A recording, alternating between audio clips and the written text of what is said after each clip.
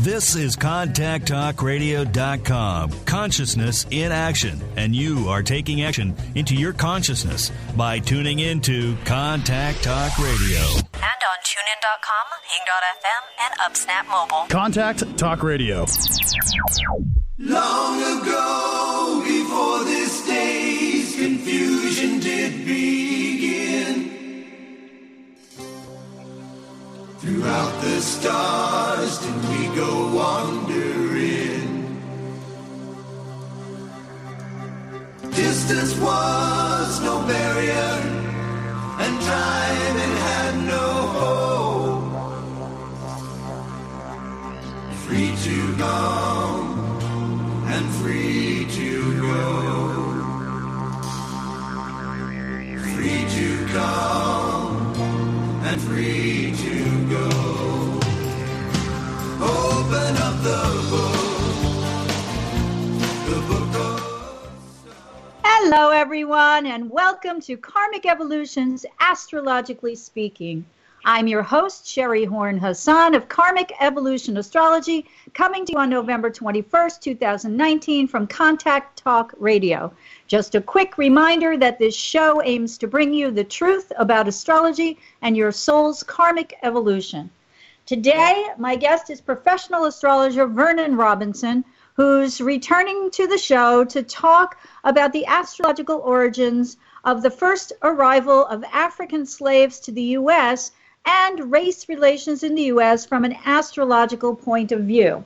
And I will be introducing Vernon in just a few.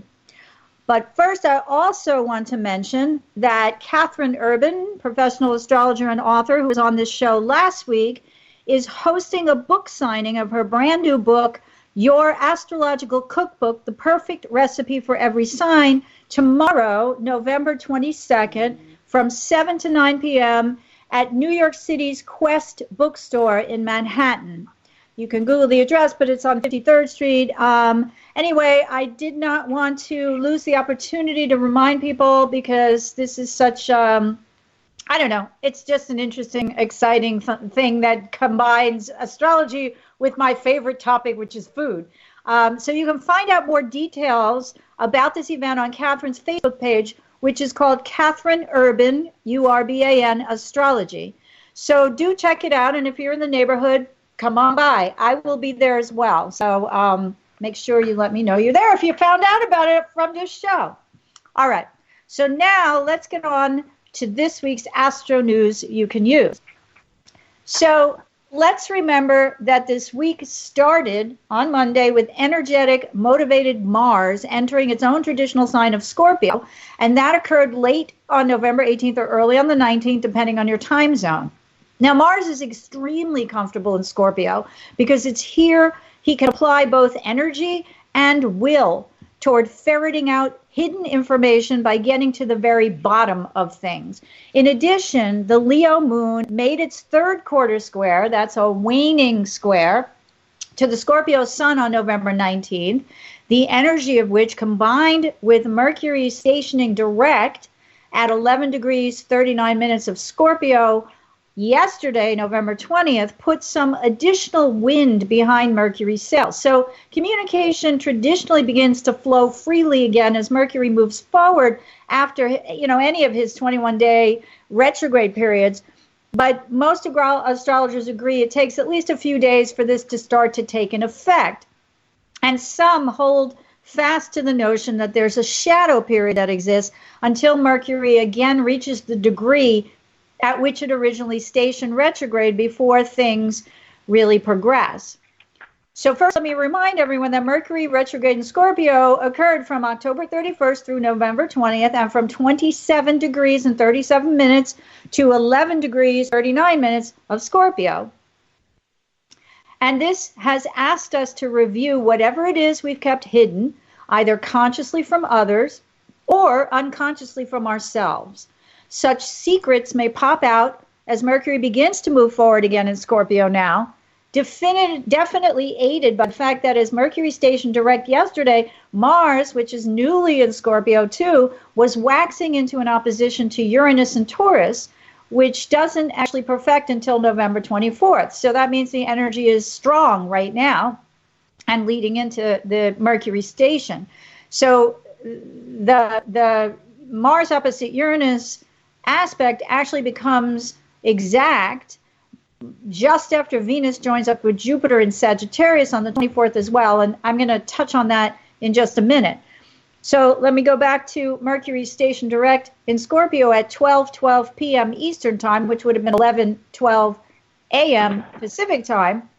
And this is when Ambassador Gordon Sondland gave his thrice revised testimony to the U.S. House of Representatives Intelligence Committee as part of its ongoing historic impeachment hearings now. Now, Ambassador Sondland, who, by the way, and especially now with all this Scorpio energy that's been in the sky, including the sun, everyone knows that he bought his way into his ambassadorship by contributing $1 million to Trump's inaugural. And he told those present and those watching the televised hearings yesterday what we all presume to be the truth. So I wanted to point out that, however, on October 8th, when with Mercury in Scorpio already, Venus had newly entered the sign, and Mars, then in early Libra, opposing Chiron in Aries and beginning to square the karmic nodal axis, Sondland was ordered not to appear in front of the House Intelligence Committee by the president, and indeed did not show up as originally scheduled. On October 17th, however, he decided to appear as Mars inched its way closer to squaring both the nodes and Saturn in Cap. However, Sondland then went back and revised his testimony during Mercury retrograde in Scorpio on November 5th. And now, on the very day, yesterday, when Mercury stationed direct, Sondland revised his testimony yet again, including by expanding on it when questioned more intensely and closely by the House Committee. So again, as most of you know, if you're a regular listener, I'm not talking specifically about politics here. Rather, I'm speaking about the as above, so below energy and how it we can see it manifesting in the collective. So Mars, newly in Scorpio, where he'll stay until January 3rd of 2020, provides the push we need to implement any new or revised plans going forward now. And Mercury, now direct, remains in Scorpio until December 10th. I propose we watch this period closely for more previously hidden information to arise, be it through collective events or in our personal lives. And when the sun enters Sagittarius tomorrow, November 22nd, things lighten up a bit, though with the sun's ruler Jupiter still in Sagittarius, the arrows point to furthering our commitment to finding faith in our inner truths now. Expansion of consciousness is the name of the game whenever Sag is involved. So becoming enlightened about issues previously unknown, with all this Scorpio energy floating around, and having the will and the energy to do so, and allowing ourselves the inner integrity to face these things squarely, continues to fit the energetic bill right now. And when the Sag Sun trines Chiron in Aries November 23rd, healing is possible, especially around our relationships, since Venus meets Jupiter in Sagittarius the next day on November 24th. Now, I've already seen some astrologers mention this very brief Venus-Jupiter conjunction only in glowingly positive terms because, well, after all, Venus is the lesser benefic and Jupiter the greater benefic in traditional astrology, and it's true that this transit can be experienced as affectionate social interactions and goodwill with all others, be they from our private, professional, or social lives. In short, it's a great time to share in celebrations with others. However, while it's a great time for things like parties or social celebrations, I'd like to point out that it's also possible it can manifest, especially in expansive Sagittarius, as an exponential sense of laziness or entitlement, meaning we'd rather ride on the camel's back than walk over the hot sand. And in Sag in particular, this might indicate less than stellar attention to actual detail.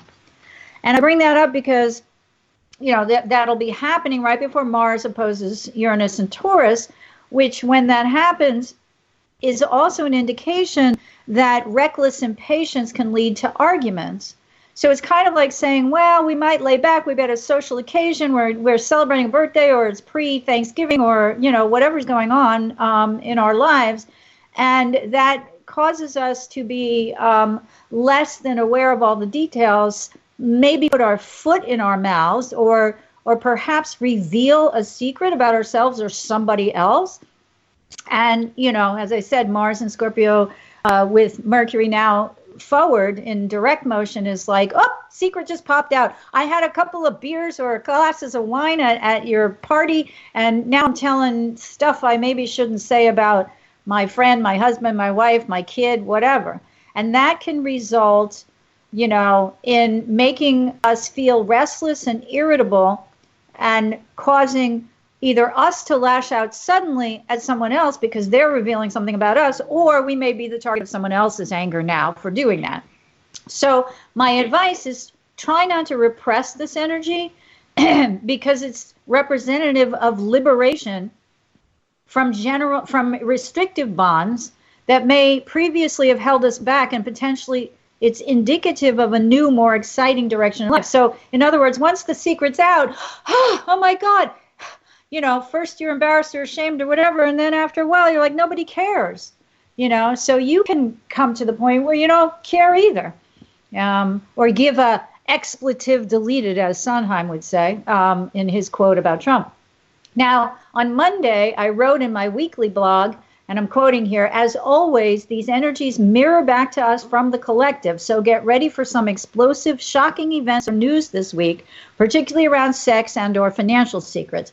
And I think anyone following this week's impeachment hearings, where the power, Scorpio, of prominent people, Sun in Scorpio, but also moving into Sagittarius, which is the king, is being called into question in terms of ethics, again, a Sagittarius archetypal energy, that we will find more of the law applied based on facts than on fantasy going forward. And this will undoubtedly be a possibility also as a result of the energies of the Sagittarius new moon, which occurs next week on November 26th and brings the two luminaries together at 4 degrees and 3 minutes of Sagittarius at 7:06 a.m. Pacific time and 10:06 a.m. Eastern time.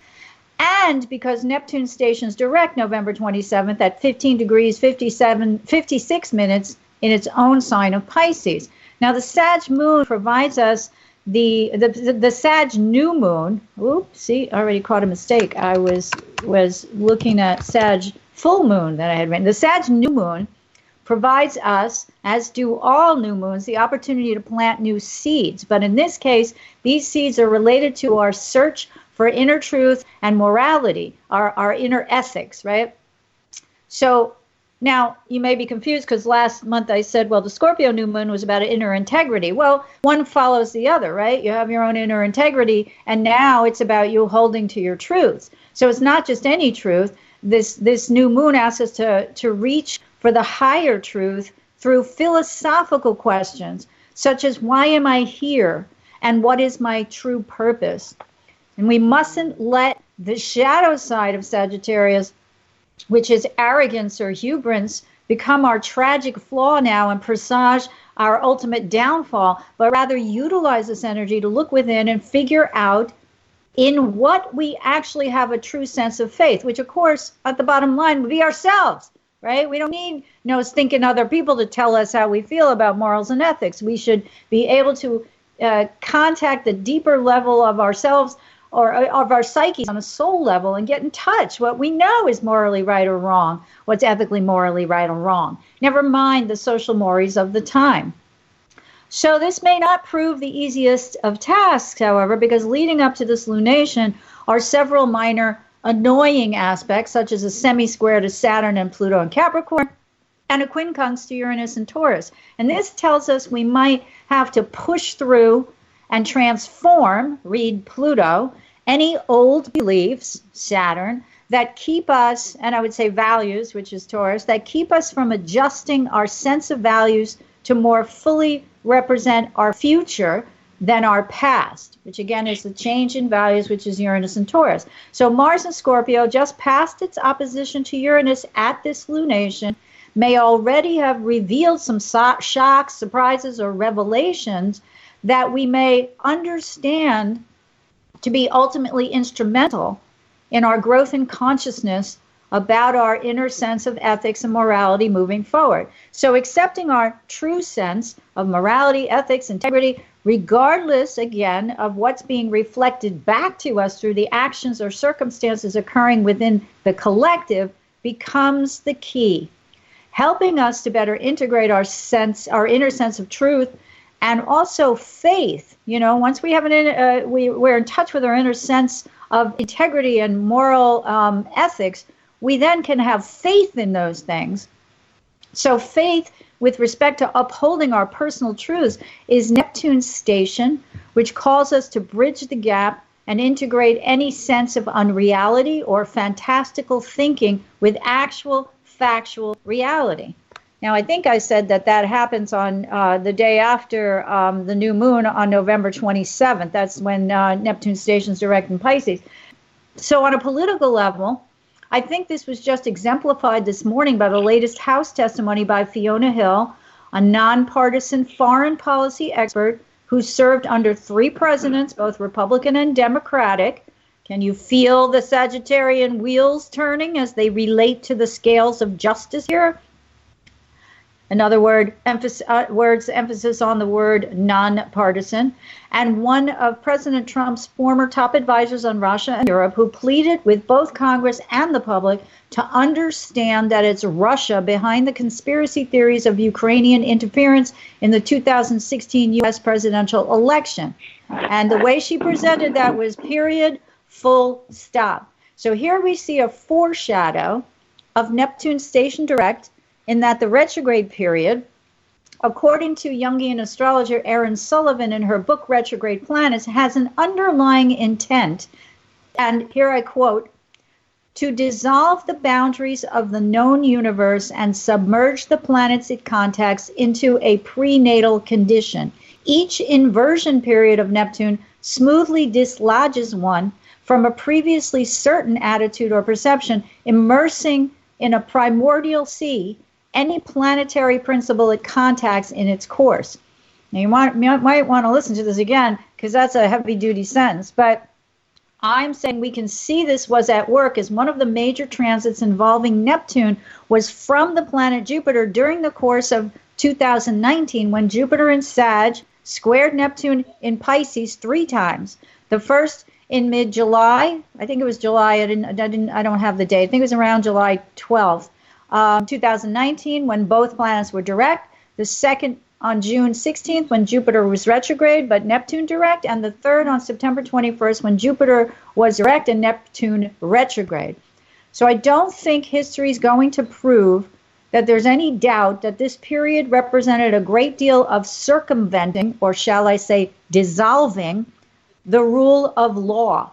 So it would seem clear to me now that as Neptune begins to pick up speed moving forward from November 27th on, that as Sullivan notes, we emerge from this retrograde period, quote, born again and ready to replace whatever's been dissolved with stronger boundaries once again. So within this context, this Sagittarius new moon arriving the day before Neptune station direct next week provides us the inability to find our inner truth, our inner ethics, our inner moral compass, and erect strong boundaries around these things, not for the purpose of refusing to hear anyone else's viewpoint, but rather to strengthen our own sense of inner integrity and to better understand where we find stronger boundaries to protect what we believe to be truly moral and ethical. And that's, again, regardless of others' beliefs going forward. Now, I just want to mention 2 other things, and then I am going to introduce my guest. But the first one is, I just pick up different phrases and things.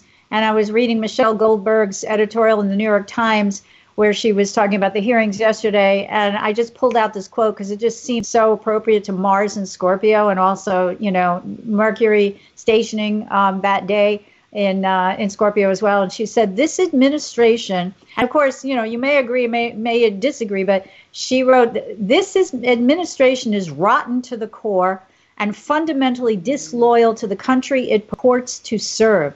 So is every politician who still tries to explain its corruption away. So rotten to the core, Pluto, right? Corruption, Pluto, Scorpio, and she was speaking in response to the testimony and hearing, testimony in the hearings, which is very Mercury oriented, and the things that have been revealed. Now, the only other thing I wanted to point out also is that today, just before press time, a news headline came across that says Israel's Netanyahu indicted on charges of fraud, bribery, and breach of trust. And what I wanted to point out here is that the parallels over in Israel are striking to what's going on here in this country. And I just lost my place, but let me find something because I just thought it was so, Netanyahu's defense, he's been accused of corruption and all that, and there's a lot of legal questions going on there, just as there are here in the courts to determine if, while he's under indictment now, he can continue to serve as president. And so they haven't sussed those things out, but, I'm sure there's probably stuff that people have gone to the courts to try to get revealed, as we have here in the States with President Trump's taxes and things like that. And there's a quote here that I thought was interesting. And this is from another guy in the, I don't know if he's the decision by Mr. Mandelblit to prosecute the prime minister capped a drawn-out process that has loomed over Israel politics for 2 years, weakening Mr. Netanyahu politically, emboldening the center-right. So I think that, we can make that that comparison here too. But then it says, alluding to that, Mr. Mandelblit warned against, quote, violent and belligerent discourse against law enforcement officials, which he called playing with fire. And then he said, and this is more to my point, law enforcement is not a choice. This is not a matter of left or right. This is not a matter of politics. And that is what I wanted to get across in the final portion of my comments. So, thank you for indulging me, because the point is this is the Sagittarian principle. It's not political. It's about our laws, which are based on the Ten Commandments, which are based on our morals and ethics. Okay. So now it's time to introduce this week's guest. Vernon Robinson has studied astrology for more than 25 years, including more specifically evolutionary astrology over the past 15 years, and has counseled clients for the past 10 years. Vernon possesses a master's level certification from Stephen Forrest's apprenticeship program in evolutionary astrology and attended the last public class taught by evolutionary astrologer Jeffrey Wolf Green in Boulder, Colorado in 2004. He's currently completing his certification in Jeffrey Wolf Green's method of evolutionary astrology as taught by Kim Marie Weimer of the Evolutionary Astrology Network. Vernon counsels astrological clients, teaches basic and advanced astrology, and has lectured at the Rocky Mountain Astrology Group, known as ROMA, the Denver Astrology Group, and the Northwest Astrology Conference, known as NORWAC. He continues to research the chart of the White Lion, the first African slave ship to arrive on American shores 400 years ago in Hampton, Virginia in the year 1619, and its implications for the future of race relations and economics in the U.S. vis-a-vis its national chart. So, Vernon, welcome. How are you? I'm doing fine. Good morning. Sorry. Good afternoon, my dear. Oh, yeah. Well, yeah, it is. Oh, God.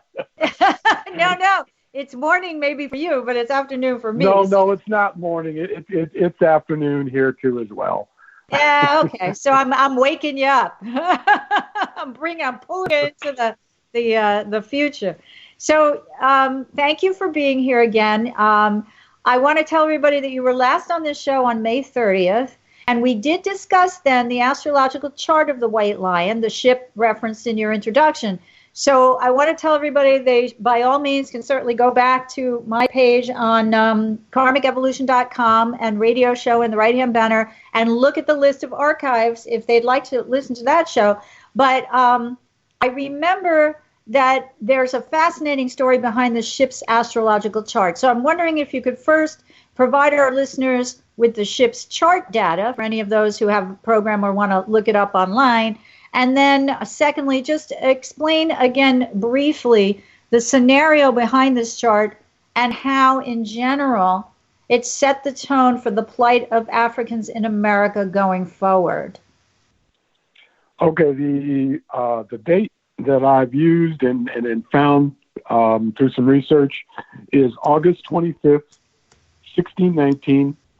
I kind of use a time of 12:06 p.m.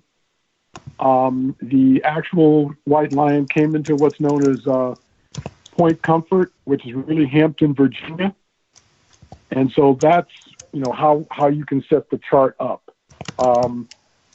We're still, in talking to the gentleman that I got the information from, Mr. Pearson. We still have not been able to further track down the actual log of the ship for the white lion. That still has not been able to be found.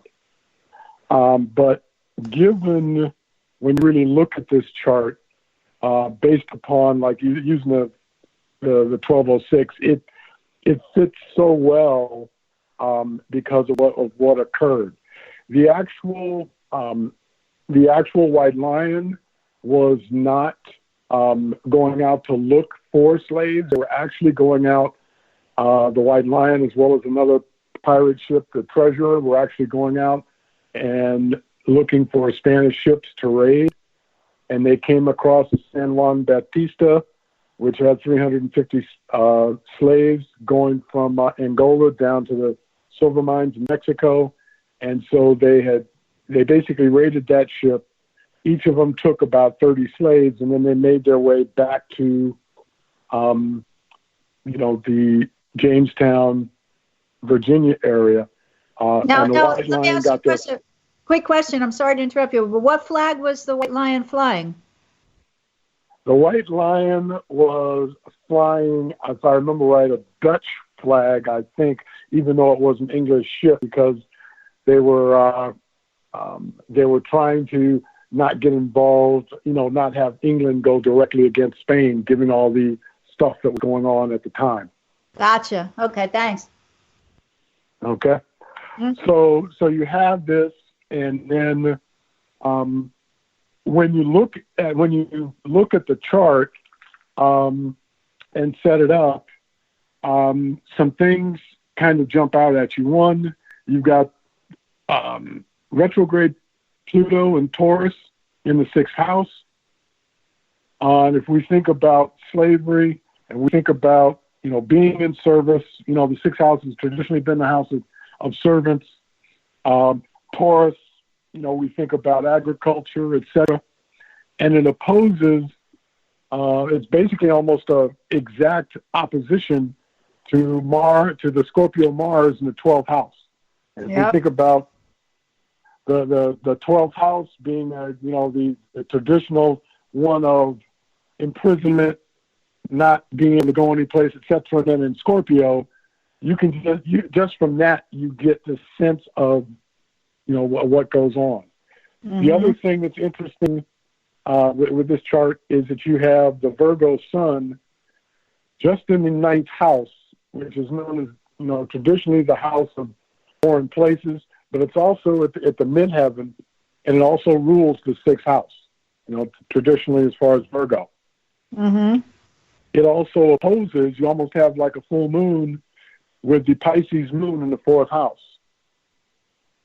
In the traditional, things that I've read and people I've talked to, the African-American diasporic people in the United States have always been referred to as Neptunian-type people. So here you see Pisces, Neptune, and that.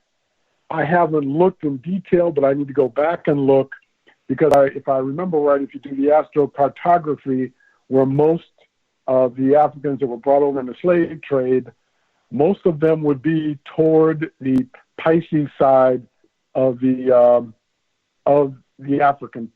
When you look at the astrocartography of the world, of the Gold Coast. It's something I've got to go back and check, but that's the other thing. The other interesting thing, of course, that's interesting is the nodal axis. The nodal axis is in the eighth. The south node is in Cancer, the eighth house. The north node in Capricorn is in the second house. And so here you see, if you're talking about the Cancer and all of that, you're talking about really dealing with other resources that you don't really have control over. Because you think about, how Capricorn's about authority, and the second house is really about self-value. So here you see that whole thing between other people having authority over you and you trying to have authority over yourself. So, and then the other interesting thing is you get into is the Aquarius Chiron, and that being almost being so close to that fourth house is almost, the thing of being a stranger in a strange land kind of feeling. I was going to say that the Mars in the 12th house, one of the other interpretations that I use of planet in the 12th house, but when it's Mars and in Scorpio, it's forced, right? Especially opposite Scorpio's ruler, Pluto, is exile. So it's like they were forced into exile. And the Pisces moon opposite the sun, again, the sun's in Virgo, which you pointed out naturally rules the sixth house, which is the house of service, house of servants, and the house of slavery, is forced, apprenticeship or duty. But, when I was growing up, my mother was a music lover, and we listened to a lot of the spirituals, the Negro spirituals. And, I believe that, unless I'm mistaken, this population from its inception had to rely on its faith, on its spirituality to say, God, someday get us out of this.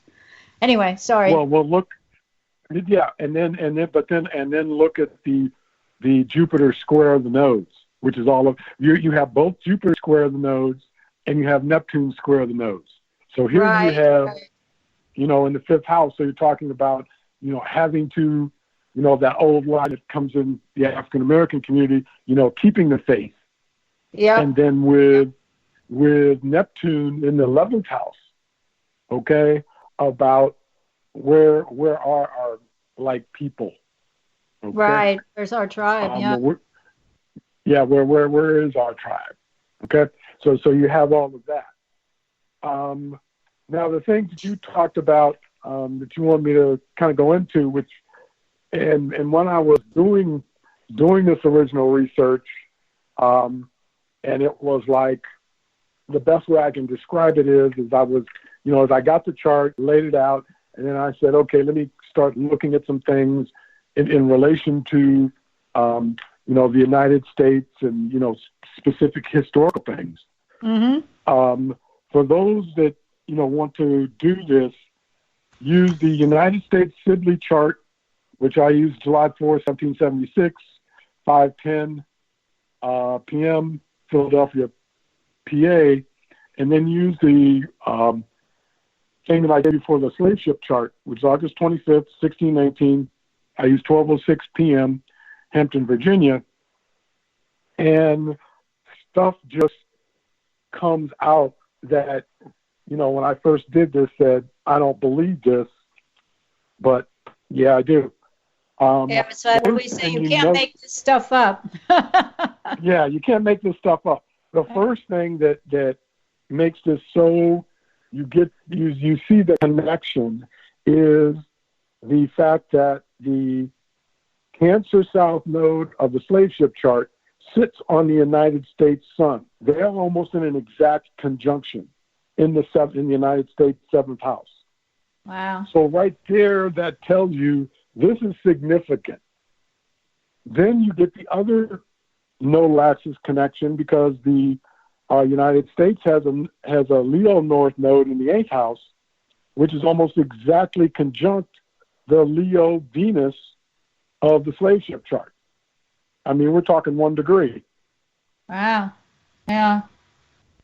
Then Mars you go on Saturn. Yeah. Wow. Well, okay. Well, that's what I was getting to next. Sorry. I just pulled it up. Yeah. I was like, whoa, he's right. Look at this stuff.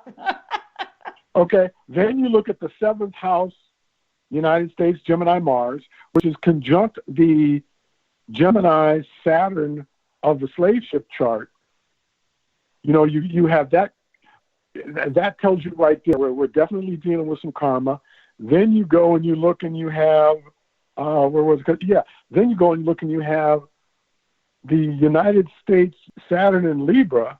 And we know Libra is Saturn and Libra is exalted. And here you have it conjunct the Neptune Libra of the slave ship chart. Yeah, and opposing Jupiter. Yeah. Yeah, so you have all of this stuff, and then you get into the slave ship, the Aquarius slave ship chart in Chiron, which is exactly conjunct the United States Aquarius moon in the 3rd house. Wow. Then the other one is you have the United States Aquarius Chiron in the 4th house, which is conjunct the slave ship chart Aquarius Jupiter, and it's in the 4th house. So right there you have these things, and then you have 2 Mercury conjunctions, where the United States Cancer Mercury is conjunct the slave ships chart Cancer Uranus, and you have the United States Virgo Neptune conjunct the slave ships chart Virgo Mercury. Wow. You also have the Pluto, the United States Pluto opposing the slave ships Uranus and Cancer from the 8th to it's actually the 3rd to almost the 9th, but right. Yeah. Okay. So you have these, so this was in one sense you could say, it really wasn't. It's definitely not an accident. It's definitely tied to the, they definitely are tied together.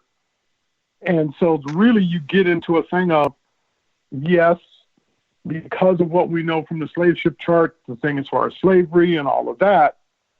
And then at the same time, if you go back and you think about the Declaration of Independence and, all men are created equal, et cetera, et cetera. Well, yeah, you guys are saying all of this, but for your own, economic survival, you had slavery. Right. And if you go back, and you read some of the historical stuff, really the 2 states that were really driving and said we weren't going to join the United States if slavery was outlawed were South Carolina and Georgia. Okay? And so because in the original Constitution, slavery was not going to be there. If you go back and you do the research.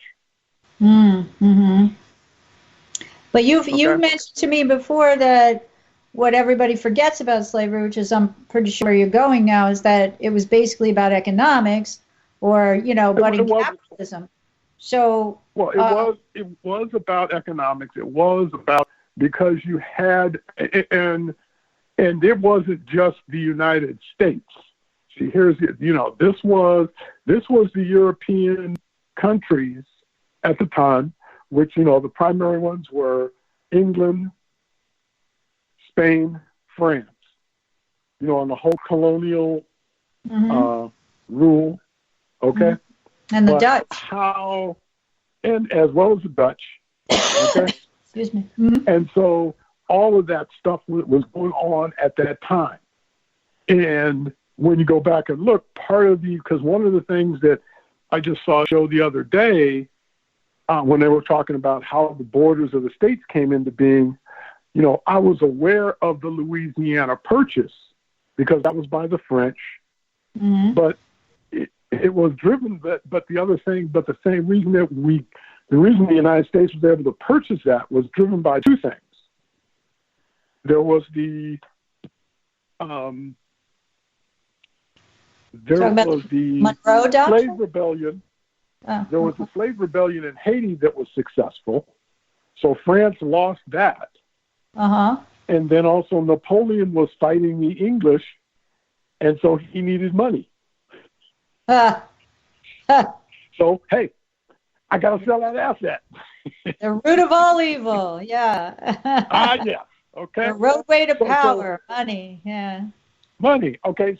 So you get you get into this, and this is where this comes from, and then you look at when you go back and you look at the various institutions that were developed in the United States as far as from an economic perspective, a lot of them were driven by the slave trade.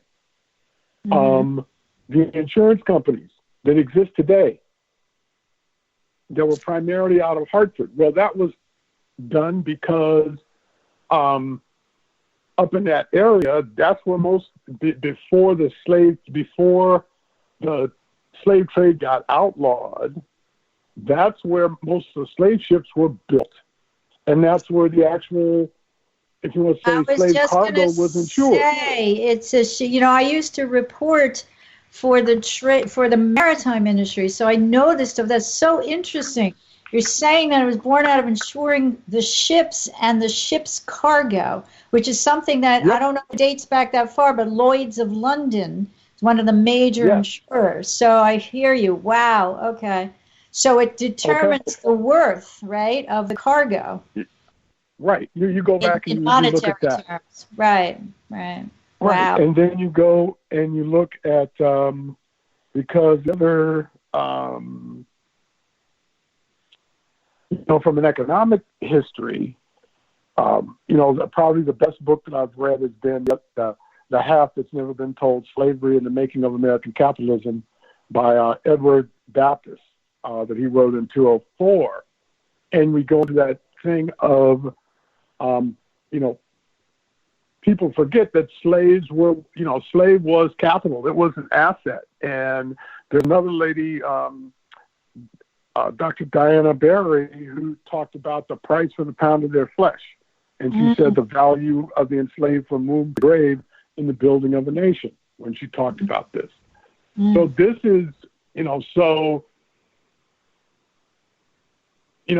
I go back and look and doing the research, you wouldn't, from an economic perspective, the United States would not be where it is today without slavery. Everybody can jump up and down and say, no, that's not true, but it is. Well, let me ask. Go ahead.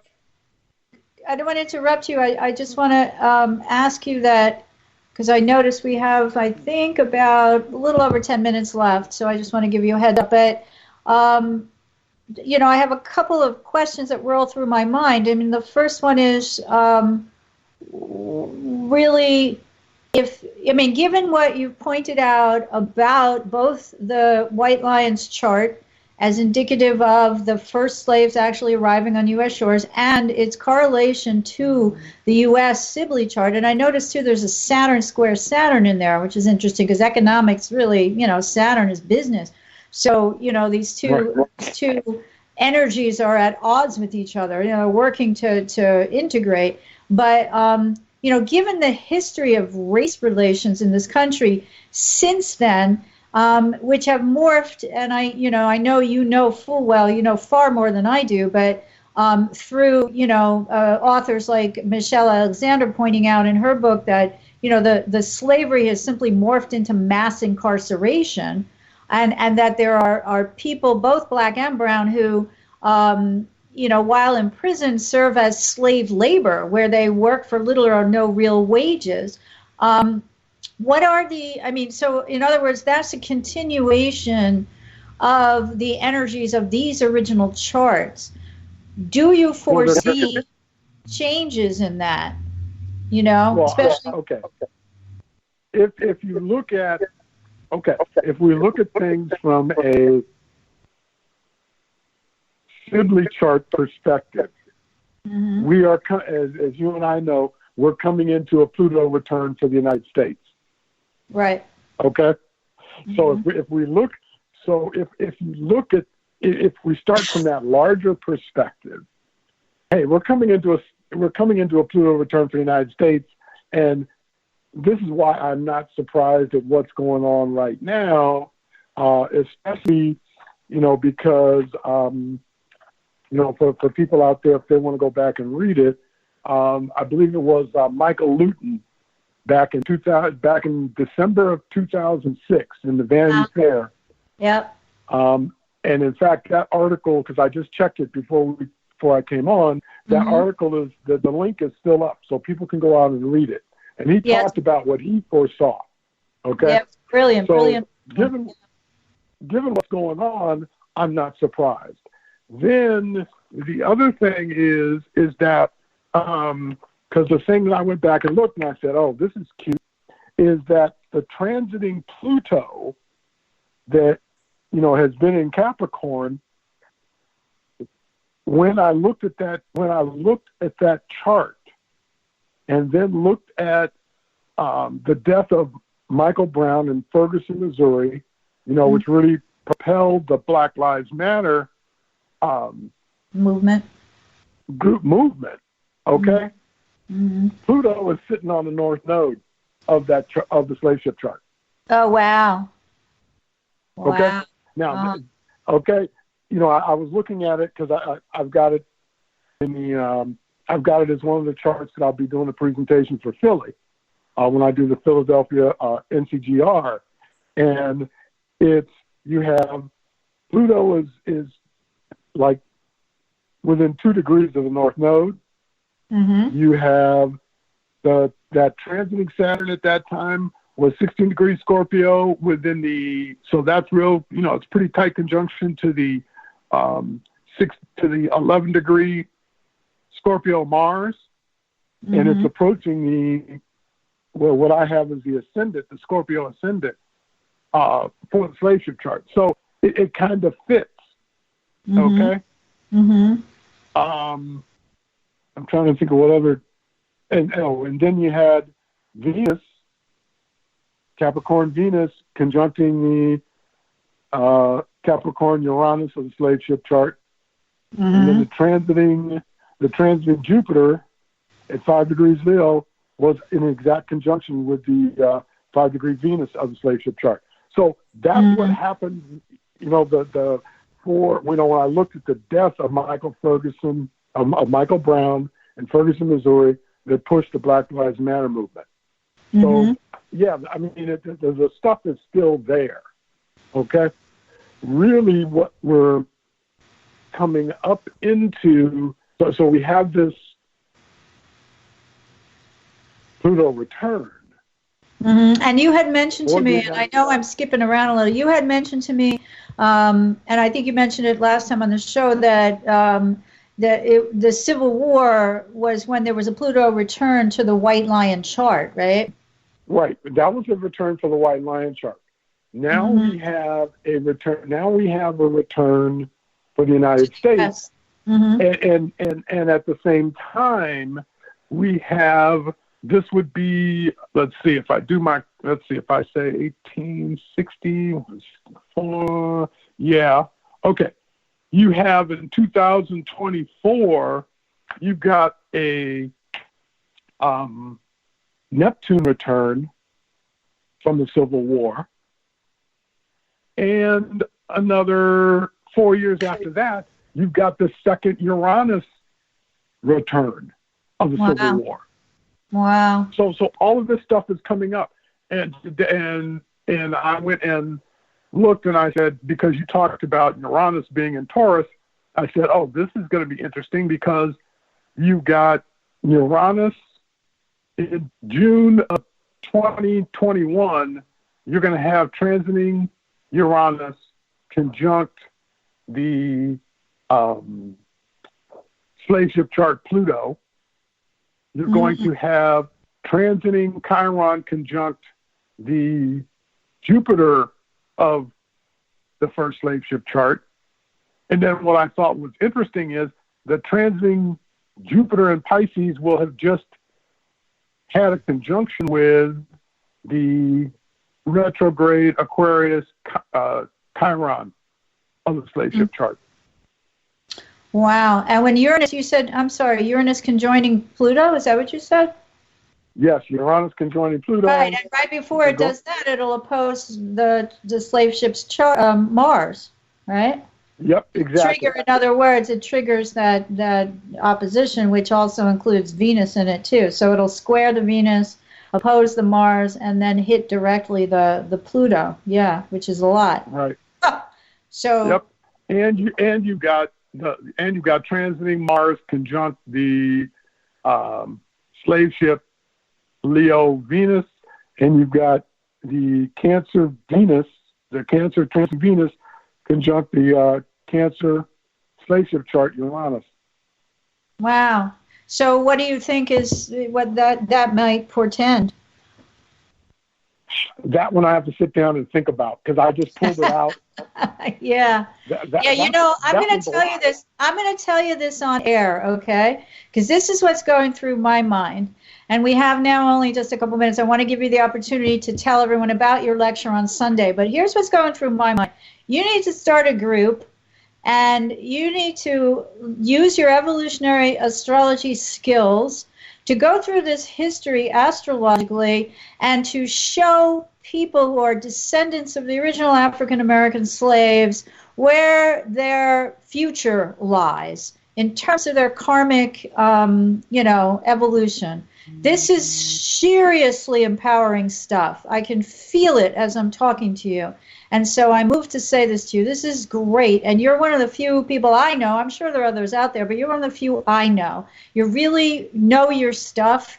And, you would be a great person to just start, developing some kind of program where you bring people together who are interested in astrology, who have, a huge interest in this subject matter, because I feel that, there's a missing piece in the metaphysical world, perhaps, that can link, the evolution of the souls of those who were, descendants of these slaves. Okay, now I'm going to shut up. So tell me about your lecture and what else you're going to go into on Sunday, because I know that Vernon's going to be speaking for the NCGR Philly group, which is in Ocean Grove, Pennsylvania, on Sunday, November 24th from 1 p.m. to 5 p.m.